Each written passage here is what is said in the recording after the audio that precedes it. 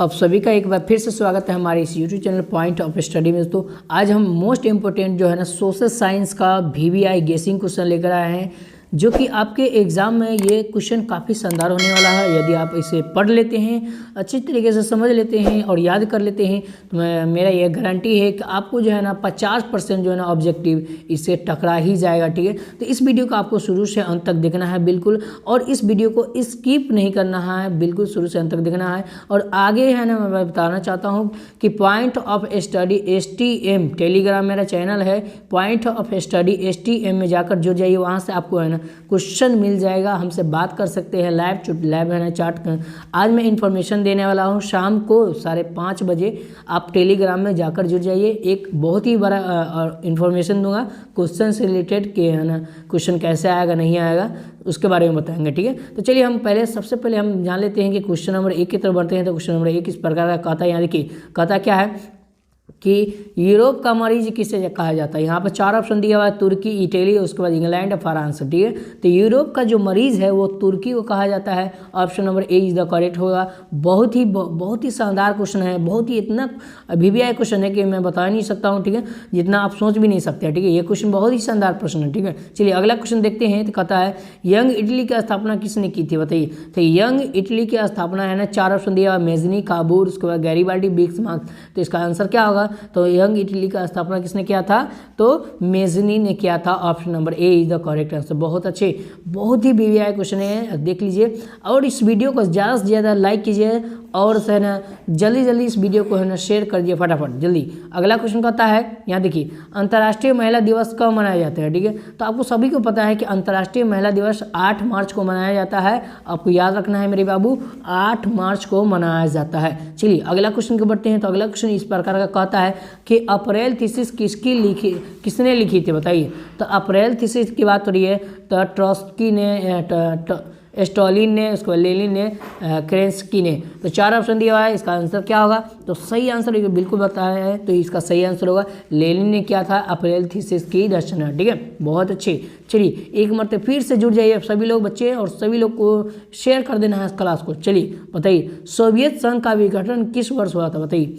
Soviet संघ का विघटन किस वर्ष हुआ था, 1964 में, 1985 में, 1990 में, 1991 में। तो इसका सही आंसर क्या होगा, तो 1900 बिल्कुल सही जवाब होगा, 5 का D यानी कि 1991 में होगा। चलिए अगला क्वेश्चन कहता है अंकोर वाट जो है ना में किस हिंदू का देवता मंदिर कहा गया। और यह भी बताना चाहता हूँ कि अंकोर वाट का मंदिर कहाँ स्थित है, ये हमें आप कमेंट बॉक्स में लगाइए ताकि मैं पता चले कि हाँ आपको कितना याद है। ठीक है, तो अंकोर वाट का जो मंदिर है वो अंकोर वाट का जो किस हिंदू देवता का मंदिर है, ठीक है, तो विष्णु हो जाएगा। ऑप्शन नंबर क्या होगा, ए हो जाएगा सही आंसर। ठीक, चलिए यहाँ देखिए अगला क्वेश्चन कहता है गांधी जी को महात्मा की उपाधि किसने दिया था, बताइए। तो गांधी जी को महात्मा की उपाधि रविंद्रनाथ टैगोर ने दिया था। Option number A is the correct answer. चलिए बहुत अच्छे, सभी लोग क्लास को शेयर कर दीजिए। चलिए अगला क्वेश्चन कहता है कि पूर्ण स्वराज दिवस कब मनाया जाता था, बताइए। पूर्ण स्वराज कब मनाया जाता था, तो 26 जनवरी 1930 ईस्वी में मनाया जाता था। Option number A is the correct answer होगा। ठीक है, चलिए अगला क्वेश्चन देखते हैं। तो अगला क्वेश्चन कहता है कि हीराकुंड परियोजना कहाँ है, बताइए। तो हीराकुंड जो परियोजना है महानदी पर है, गोदावरी पर है, कृष्णा नदी पर है, चंबल नदी पर है। तो इसका सही आंसर क्या होगा, बताइए। तो 9 का सही आंसर होगा ऑप्शन नंबर वो ए हो जाएगा, महानदी पर होगा। ठीक है, चलिए बहुत अच्छे, एक बार शेयर कर दिए पहले फटाफट जल्दी और लाइक कर दिए वीडियो को। अगला क्वेश्चन कहता है कि गुरु गोविंद सिंह का जन्म किस नगर में हुआ था, बताइए। तो गुरु गोविंद सिंह का जो जन्म हुआ था वो कहाँ हुआ था, बताइए। तो अमृतसर में हुआ था। याद रखिएगा गुरु गोविंद की बात हो रही है, तो गुरु गोविंद की बात हो रही है, तो बताइए। तो मेरे बाबू यहाँ देखिए गुरु गोविंद की जन्म जो है ना पटना में हुआ था, सॉरी ठीक है मिस्टेक से हो गया है, बी हो जाएगा इसका सही आंसर। चलिए अगला क्वेश्चन कहता है कि ईस्ट इंडिया जो है ना ईस्ट इंडिया कंपनी भारत में अफीम का निर्यात किस देश को करती थी, बताइए। तो अफीम की बात हो रही है और ईस्ट इंडिया कंपनी की बात हो रही है। तो आपको 4 ऑप्शन दिया, अमेरिका, चीन, उसके बाद जापान, अफगानिस्तान। तो इसका सही आंसर क्या होगा बताइए। तो इसका सही आंसर होगा 11 का बिल्कुल राइट जवाब, वो चीन में हुआ था, याद रखिएगा, ठीक है। चलिए अगला क्वेश्चन देखते हैं। तो अगला क्वेश्चन कहता है कि रूसो किस देश का दार्शनिक था, बताइए। रूसो जो है ना, वो रूसो किस देश का दार्शनिक था? फ्रांस का, अमेरिका का, रूस का, उसके बाद इंग्लैंड का, ठीक है। तो रूसो जो है ना किस देश का दार्शनिक था? तो फ्रांस का दार्शनिक था। Option number A is the correct answer. चलिए अगला क्वेश्चन देखते हैं। तो अगला क्वेश्चन कहता है, यहाँ देखिए, निम्नलिखित में से नवीकरणीय संसाधन कौन है, बताइए। नवीकरणीय की बात हो रही है, अनवीकरणीय की नहीं बात हो रही है, ठीक है। तो नवीकरणीय की बात हो रही है, तो इनमें से सही आंसर क्या होगा? तो 13 का सही आंसर होगा option number C is the correct answer, जल होगा, ठीक है। क्योंकि नवीकरणीय संसाधन यही है, ठीक है। ये है अनवीकरणीय, ठीक है, ये है अनवीकरणीय, ठीक है। चलिए अगला क्वेश्चन देखते हैं। तो अगला क्वेश्चन कहता है 14 के बढ़ते हैं। तो 14 कहता है, याद देखिए, कहता है जामनगर तेल शोधक जो है ना कारखाना किस राज्य में स्थित है? जामनगर की बात हो रही है और तेल शोधक कारखाना की बात हो रही है, तो किस नगर में स्थित है हम लोग? चलिए ऑप्शन देख लेते हैं। तो ऑप्शन दिया हुआ है गुजरात, आंध्र प्रदेश, असम और तमिलनाडु। तो इसका सही आंसर क्या होगा? तो 14 का सही आंसर होगा ऑप्शन नंबर ए हो जाएगा, गुजरात में स्थित है। चलिए अगला क्वेश्चन बढ़ते हैं। तो अगला क्वेश्चन कहता है कि तारापुर परमाणु विद्युत केंद्र कहाँ है, बताइए। तो तारापुर में जो है ना परमाणु विद्युत केंद्र वो कहाँ स्थित है? तो गुजरात में, महाराष्ट्र में, तमिलनाडु, राजस्थान में। तो ठीक है, इसका सही आंसर क्या होगा? 15 का सही आंसर होगा ऑप्शन नंबर बी हो जाएगा, महाराष्ट्र में स्थित है। चलिए अगला क्वेश्चन बढ़ते हैं। तो अगला क्वेश्चन कहता है पर्यावरण संरक्षण हेतु पहला विश्व शिखर सम्मेलन कहाँ हुआ था, बताइए। तो पर्यावरण संरक्षण हेतु पहला विश्व शिखर कहाँ सम्मेलन हुआ था, बताइए। तो इसका सही आंसर क्या होगा? 16 का बिल्कुल सही जवाब होगा, स्टॉकहोम में हुआ था। Option number A is the correct answer. चलिए बहुत अच्छे मेरे आप बाबू अगला क्वेश्चन बढ़ते हैं। तो अगला क्वेश्चन कहता है, याद देखिए, 1992 में जो है ना 1992 ईस्वी में पृथ्वी का सम्मेलन कहाँ हुआ था, बताइए। तो 1992 में पृथ्वी का सम्मेलन कहाँ हुआ था? 4 ऑप्शन दिया हुआ है, ढाका, उसके बाद है ना कोलंबो, उसके बाद बीजिंग, उसके बाद रियो डी जेरियो, ठीक है, जनेरियो, ठीक है। इसका सही आंसर क्या होगा? तो 18 का सही आंसर, 17 का सही आंसर क्या होगा? तो 17 का सही आंसर ऑप्शन नंबर डी हो जाएगा, रियो डी जनेरियो, ठीक है। चलिए अगला क्वेश्चन बढ़ते हैं। तो अगला क्वेश्चन कहता है कि भारत में कोयले का प्रमुख उत्पादक राज्य कौन सा है? भारत में कोयले का प्रमुख उत्पादक राज्य तो है ना, कोयला का उत्पादक राज्य सबसे पहले जान लीजिए कि एक झारखंड में होगा, से option number B is the correct answer होगा। चलिए बहुत अच्छे अगला क्वेश्चन कहते हैं, भारत में सर्वप्रमुख चावल। चलिए तो अगला क्वेश्चन देखते हैं। यहाँ पे देखिए कहता है कि भारत में जो है ना सर्वप्रमुख चावल उत्पादक राज्य कौन सा है, बताइए। तो पश्चिम बंगाल, बिहार, उसके बाद उत्तर प्रदेश, केरल, ठीक है। तो इसका सही आंसर क्या होगा? तो 19 का सही आंसर होगा ऑप्शन नंबर क्या होगा? पश्चिम बंगाल हो जाएगा। याद रखिएगा मेरे प्यारे साथियों, बहुत ही शानदार क्वेश्चन है हम लेके आए हैं, ठीक है। तो एक बार फिर से लाइक कर दीजिए और ज़्यादा से ज़्यादा इस वीडियो को शेयर कर दीजिए। अगला क्वेश्चन कहता है भारत में रेडियो का पहला प्रसार किस वर्ष हुआ था, बताइए। तो भारत में रेडियो का पहला प्रसार 1923 में, 1990 में, सॉरी 1930 में, 1933 में, 1935 में। तो इसका सही आंसर क्या होगा, बताइए। तो इसका सही आंसर होगा ऑप्शन नंबर 20 का ए हो जाएगा, 1923 ईस्वी में हुआ था। तो देखिए यहाँ पर है ना कुछ गलत हो गया है, ठीक है। ये तो सबसे पहले जान लीजिए कि रेडियो का प्रसारण केंद्र जो है ना 1930 ईस्वी में हुआ था, ठीक है। याद रखिएगा 1923 ईस्वी में हुआ था, 1930 में, ठीक है। चलिए अगला क्वेश्चन देखते हैं। तो अगला क्वेश्चन कहता है कि भारत में हरित क्रांति की शुरुआत कब हुई, बताइए। तो भारत में हरित क्रांति की शुरुआत 1965 में, 1966 में, 1967 में, 1968 में। तो कब हुआ था?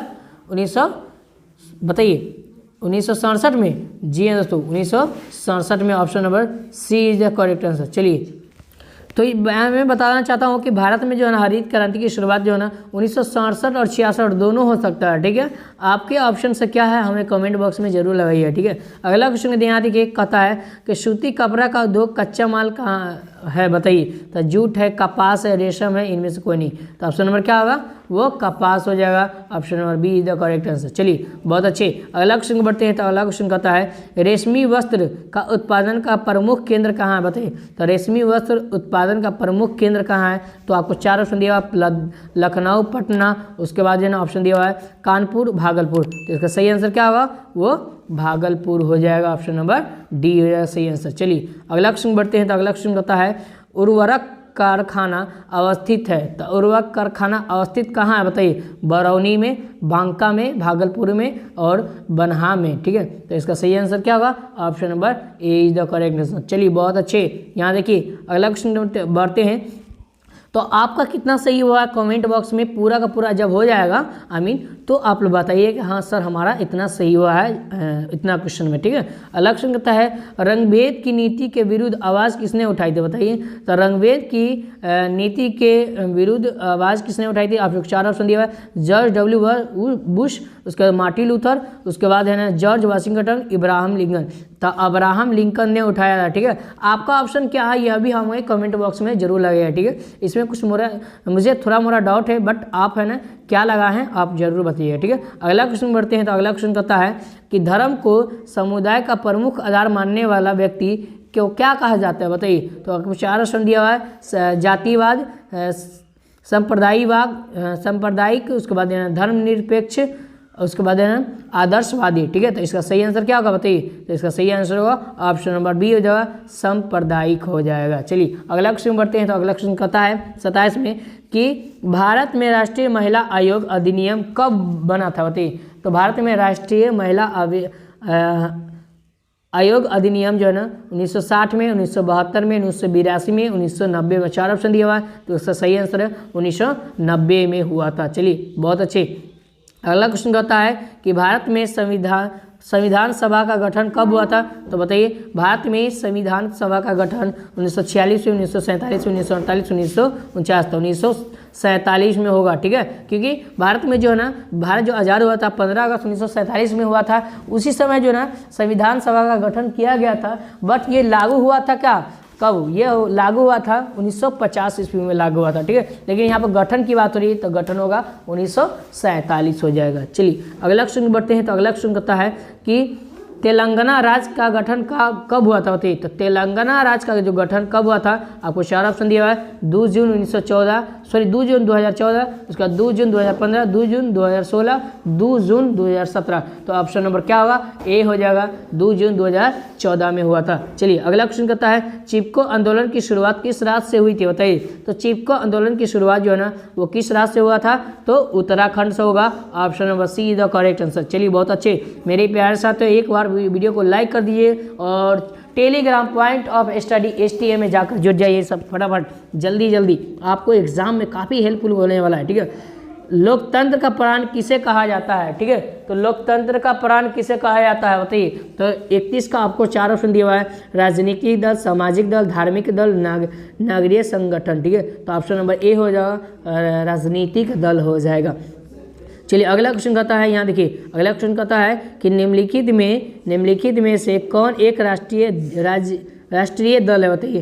तो निम्नलिखित में कौन एक राष्ट्रीय दल है, आपको 4 ऑप्शन दिया हुआ है। जनता दल यू, इसको DMK, भारतीय जनता पार्टी, लोक जनशक्ति पार्टी, ठीक है। तो option number C is the correct होगा, भारतीय जनता पार्टी हो जाएगा। चलिए बहुत अच्छे। यहाँ अगला क्वेश्चन कहता है कि भारत में लोकतंत्र की चुनौती है, बताइए। तो लोकतंत्र की जो चुनौती है जातिवाद, आतंकवाद, परिसरवाद, उसके बाद परिवारवाद, उसके बाद इनमें से सभी। तो देखिए इसका सही आंसर क्या होगा, इनमें से सभी, ये तीनों आता है, ठीक है। भारत में चुनौती जो है ना ये तीनों आ जाता है। ऑप्शन नंबर डी हो जाएगा सही आंसर। चलिए अगला क्वेश्चन देखिए, यहाँ का कहता है किसने कहा कि लोकतंत्र जनता के द्वारा जनता के लिए जनता के शासन है, ठीक है। तो अरस्तु ने, रूस ने, अब्राहम लिंकन ने और ग्रीन ने, ठीक है। तो 34 का सही आंसर क्या होगा, बताइए फटाफट।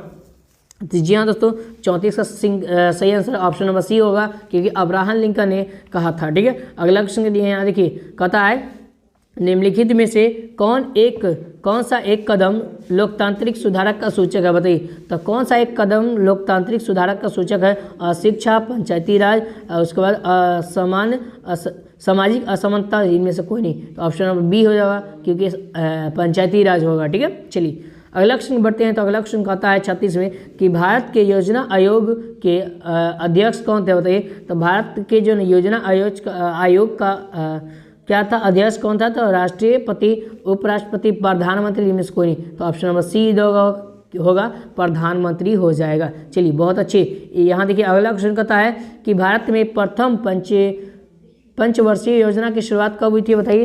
तो भारत में प्रथम पंचवर्षीय योजना की शुरुआत 1950 में, 1951 में, 1952 में, 1953 में। तो इसका सही आंसर क्या होगा। तो 37 का सही आंसर ऑप्शन नंबर क्या होगा, बी होगा। 1951 में हुआ था। ठीक है, चलिए अगला क्वेश्चन बढ़ते हैं। तो अगला क्वेश्चन कहता है यहाँ देखिए कि बिहार में किस जिले की प्रति व्यक्ति आय सबसे कम है बताइए। तो बिहार में किस जिले की प्रति व्यक्ति आय सबसे कम है। आपको 4 ऑप्शन दिया, मुजफ्फरपुर, दरभंगा, गया और शिवहर। तो इसका सही आंसर क्या होगा, आपको सही आंसर होगा ऑप्शन नंबर डी, शिवहर का सबसे कम है। ठीक है, चलिए हाँ अगला क्वेश्चन देखते हैं। तो अगला क्वेश्चन कहता है आधुनिक युग की प्रगति का श्रेय मुद्रा को ही है, यह कथन किसने कहा बताइए। किसका है ये कथन, किसका है। तो यहाँ पर दिया हुआ है ट्रेस्कॉय, मार्शल, क्राउथ, उसके इनमें से कोई नहीं। तो ट्रेस्कॉट नहीं होगा। ठीक है, मार्शल हो जाएगा। Option number B is the correct answer. चलिए बहुत अच्छे। अगला क्वेश्चन बढ़ते हैं। तो अगला क्वेश्चन कहता है कि बांग्लादेश की मुद्राएं क्या है बताइए। तो बांग्लादेश की बात रही तो बांग्लादेश की मुद्रा है वो क्या है, वो टका है। ठीक है, ऑप्शन नंबर डी हो जाएगा सही आंसर। चलिए बहुत अच्छी। यहाँ देखिए अगला क्वेश्चन देखिए। अगला क्वेश्चन कहता है कि भारत में सहकारिता आंदोलन का प्रारंभ कब हुआ था बताइए। तो भारत में सहकारिता आंदोलन का जो प्रारंभ हुआ था वो कहाँ हुआ था बताइए। तो 41 का सही आंसर ऑप्शन नंबर सी हो जाएगा। क्योंकि है ना, यहाँ देखिए 4 ऑप्शन दिया हुआ यहाँ 1900 में, 1902 में, 1904 में, 1905 में। तो ऑप्शन नंबर सी 1904 में हो जाएगा सही आंसर। चलिए बहुत अच्छे। हाँ अगला क्वेश्चन देखते हैं। यहाँ अगला क्वेश्चन कहता है भारत में कितने राजकीय बैंक है। ठीक है, तो देखिए भारत में यानी कि बहुत जगह बता रहा है 12 और बहुत जगह 19 बता रहा है। आप क्या लगा है हमें ये जरूर बताइएगा। ठीक है, इसका सही आंसर क्या होगा। हमारे ख्याल से तो 19 होगा। ठीक है, और आपके ख्याल से क्या है ये हमें जरूर बताइएगा। ठीक है, अगला क्वेश्चन देखिए। अगला क्वेश्चन कहता है कि मानव की न्यूनतम आवश्यकता क्या है बताइए। तो मानव की जो कम से कम आवश्यकता है, न्यूनतम की मतलब कम से कम, तो रोटी, कपड़ा और मकान है। ऑप्शन नंबर क्या होगा, वो ए हो जाएगा सही आंसर। चलिए अगला क्वेश्चन कहता है कि इनमें